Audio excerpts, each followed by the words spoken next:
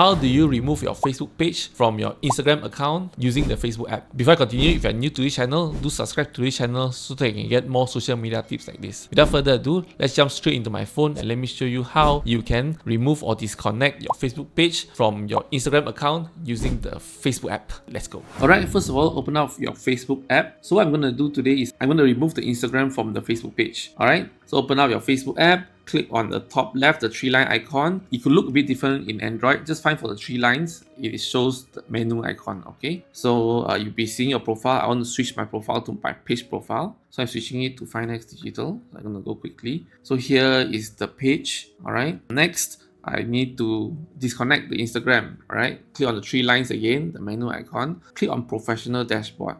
Okay, then you click on Settings, and then this is a bit different. You have to go to link accounts, at permission link accounts. Click on that, so you can see that the Instagram is connected to Finex Digital. Click on that. You want to disconnect account, just disconnect the account, disconnect, and boom, it is disconnected.